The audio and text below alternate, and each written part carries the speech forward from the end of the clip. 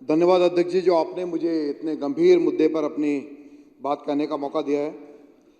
माननीय अध्यक्ष जी, दिल्ली के अंदर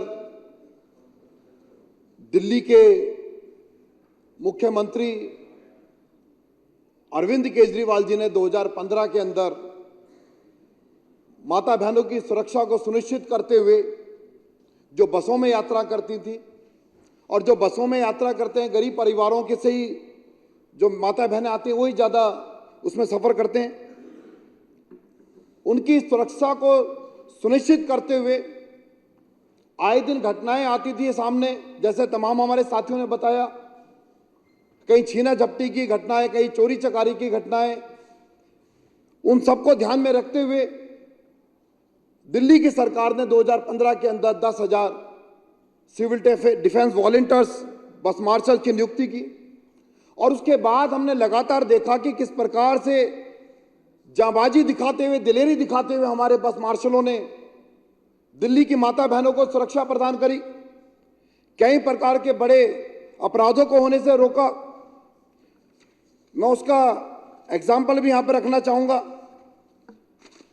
एक बस मार्शल अरुण कुमार नाम का एक 4 साल की बच्ची को अगवा करते हुए कुछ अपहरणकर्ता वहां पर बस में लेकर जा रहे थे।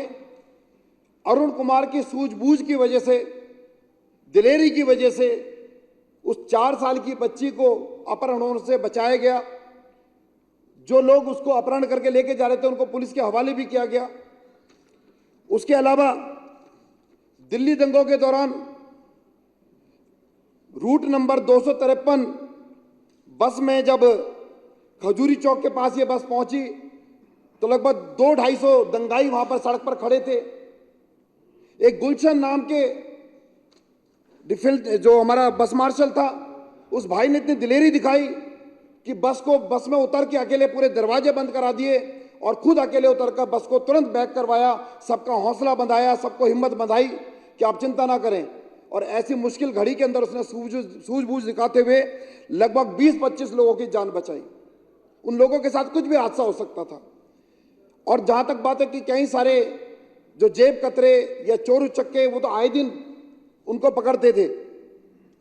कोरोना की मुश्किल घड़ी के अंदर भी हमने देखा किस प्रकार से सिविल डिफेंस के हमारे साथियों ने, भाइयों ने, बहनों ने अपनी जान को जोखिम में डालकर, अपनी जान को खतरे में डालकर, जब कोई परिवार का सदस्य एक दूसरे को हाथ नहीं लगाता था, एक दूसरे को अस्पताल तक नहीं लेके जाता था, उनके कोरोना के जब टेस्ट होते थे तो डिस्पेंसरी के अंदर, हॉस्पिटल्स के अंदर वो सारी व्यवस्था को सुचारू रूप से चलाने के लिए, उनकी दवाइयों के इलाज के लिए हर तरह से उनकी मदद करी।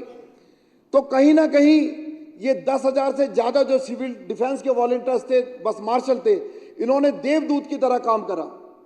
और आज बड़ा ही दुर्भाग्यपूर्ण है कि दिल्ली की सरकार ने, अरविंद केजरीवाल जी ने 10,000 से ज़्यादा लोगों को रोजगार दिया, और ये कहीं ना कहीं भारतीय जनता पार्टी की आंखों में खटका।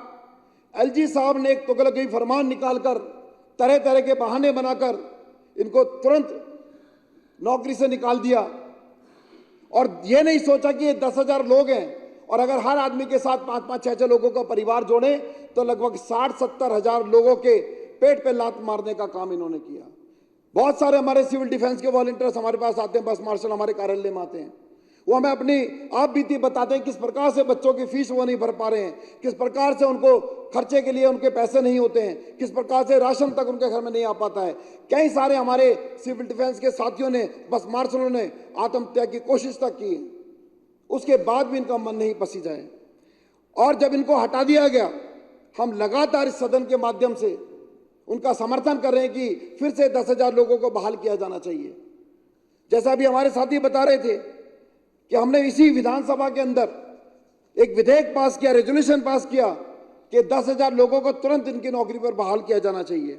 उसके बाद इसकी कॉपी भी भेजी गई, एलजी साहब को भी कॉपी भेजी गई, उसके बाद भी इन्होंने कभी इसकी ओर संज्ञान नहीं लिया। और ये दर्शाता है कि ये 10,000 लोगों को गुमराह करने की कोशिश कर रहे हैं। माननीय हमारे मंत्री जी यहाँ पर बैठे, सौरभ भारद्वाज जी, अभी 11 तारीख की बात है, इसी महीने जब अपनी जायज मांगों को लेकर हमारे सिविल डिफेंस के वॉलंटियर्स, हमारे साथी बस मार्शल एलजी हाउस का अपनी याचिका लेकर पहुंचे, तो वहां पर भारतीय जनता पार्टी के लोगों को भी आमंत्रित किया गया था कि आइए, क्या कमी रह गई है, क्या कुछ है, आप मिलकर इसको सुलझाते हैं। हम भी बड़ी खुशी के साथ में वहां पर पहुंचे। हमारा विधायकों का प्रतिनिधि मंडल जो भारतीय जनता पार्टी के लोगों के वहां पर पहुंचना था, हम यहाँ पर साथी लोग पहुंचे सारे। हम तमाम आम आदमी पार्टी के विधायक, 10 से ज्यादा विधायक वहां पर पहुंचे। वहां पर हम इंतजार करते रहे, उमस भरी गर्मी के अंदर 45 डिग्री टेम्परेचर में हम वहां बैठे रहे। कुछ देर बाद बारिश भी शुरू हो गई। बारिश में भीगते हुए हम अपने सिविल डिफेंस के साथियों के साथ, बस मार्शलों के साथ सड़क पर बैठे रहे। 4 घंटे माननीय अध्यक्ष जी हमने इंतजार करा। उसके बाद बहाने लगाने लगे कि जी मंत्री जी आएंगे तभी हमारे बड़े नेता यहाँ पर पहुंचेंगे, तभी विदुड़ी जी पहुंचेंगे, तभी हमारे सांसद जी पहुंचेंगे, तभी हमारे गुप्ता जी पहुंचेंगे। माननीय मंत्री जी भी वहां पर पहुंच गए। कुछ देर बाद 1-1.5 घंटा तक इंतजार करते रहे मंत्री जी। मंत्री जी ने अपनी बात वहां पर कही। तमाम जितने हमारे वहां पर हजारों की तादाद में सड़क के ऊपर जो हमारे सिविल डिफेंस के वॉलंटियर बैठे हुए थे, बस मार्शल बैठे हुए थे, उन लोगों से ये कहा कि भारतीय जनता पार्टी के लोगों से मैं कहता हूं, हम बड़े जिम्मेदारी के साथ में कहते हैं कि आप बताइए हमें क्या लिख कर देना है। हम कोरे कागज पर लिख के देने के लिए तैयार हैं। वो तरह तरह के बहाने बनाते हैं कि जी आपने जो इनकी नियुक्ति की थी, ये नियमों को आपने नियम के विरुद्ध जाके की थी, नियम ये कहता है, नियम वो कहता है, तो आइए नियम को सुधार लेते हैं। नियम भी तो सरकार ने बनाए हैं, हमारी सरकार उस नियम को भी देखने के लिए तैयार है। आइए हमें क्या लिख के देना है, क्या सुधार करना है, क्या लाइन लिखनी है, आप लिख लीजिएगा, हम कोरे कागज पे लिखने के लिए तैयार हैं। लेकिन 10,000 लोगों को आप फिर से नौकरी पे बहाल कीजिए, आपको बड़ी दुआएं मिलेंगी। अरविंद केजरीवाल जी ने दुआएं कमाने का काम किया था, जो 10,000 लोगों को नौकरी दी थी, और ये बददुआएं कमाने का काम करते हैं भारतीय जनता पार्टी के लोग। ये एलजी साहब बददुआएं कमाने का काम करते हैं। आज सोचिए उनके परिवारों से कितनी, उनके दिलों से कितनी हाई निकलती होगी, कितनी उनके दिलों से बददुआएं निकलती होगी जब उनके घरों में पैसे की तंगी होती है, जब उनके बच्चों की फीस नहीं जाती है, जब उनका घर का किराया नहीं जा पाता है। तो माननीय अध्यक्ष जी, 11 तारीख को ही हमारे माननीय आतिशी जी ने ये लेटर भी लिखा, जो हमारे साथी कुलदीप जी ने भी पढ़ के सुनाया था। इसके अंदर साफ कह दिया गया कि हमारी सरकार इन 10,000 वॉलंटियर्स को फिर से बहाल करने के लिए तैयार है। हमारी सरकार के पास पैसे की कमी नहीं है उनकी सैलरी देने के लिए। पहली सरकार है जो फायदे में चल रही है, हमारी सरकार के पास पैसे की कमी नहीं है। आपको क्या दिक्कत है? पैसा हमारी सरकार देना चाहती है, आप क्यों उनको बहाल नहीं करना चाहते? तो आज मैं सिविल डिफेंस के वॉलंटियर्स के भी कहना चाहता हूं कि ये लगातार ड्रामे करते हैं। आज भी सदन से इन्होंने वॉकआउट कर दिया है, बहाना बना। इनको पता था भारतीय जनता पार्टी के लोगों को कि आज चर्चा होने वाली है सिविल डिफेंस के ऊपर, तो हमें चर्चा में भाग लेंगे तो हम क्या मुंह दिखाएंगे, क्या बोलेंगे, इसलिए बहाना बनाकर भाग गए। पिछली बार जब विधेयक पास किया गया था इसी विधानसभा के अंदर, तब भी ये भाग गए थे। हमारे साथी ने बताया भी, रहमान जी ने, किस प्रकार से जब हमने विधेयक यहां पर पास किया उसके बाद भी इन्होंने उसका बहाना बनाकर भागे। तो माननीय अध्यक्ष जी, मैं इस सदन से यही पुरजोर अपील करता हूं और हाथ जोड़कर दिल्ली के उपराज्यपाल जी से भी ये विनती करता हूं कि 10,000 लोगों के परिवारों को देखिए। ये 10,000 लोग आपको बड़ी दुआएं देंगे। आज भी वक्त है आप सुधर जाइए, आज भी वक्त है कि आप इनको नौकरी पे बहाल कर दीजिए।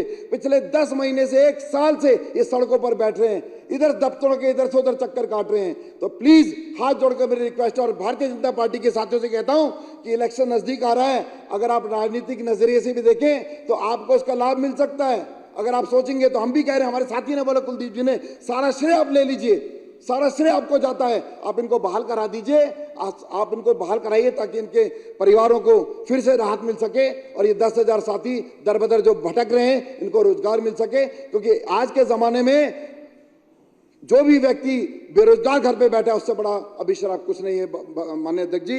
तो मेरी पुनः इस सदन से विनती और आपसे विनती और एलजी साहब से और भारतीय जनता पार्टी की सरकार से, केंद्र सरकार से भी मेरी हाथ जोड़ के विनती है कि 10,500 लोगों को फिर से नौकरी पे बहाल किया जाना चाहिए। बहुत बहुत धन्यवाद, आपने इतनी महत्वपूर्ण चर्चा में मुझे अपनी बात कहने के लिए मौका दिया है। बहुत बहुत धन्यवाद सर। धन्यवाद।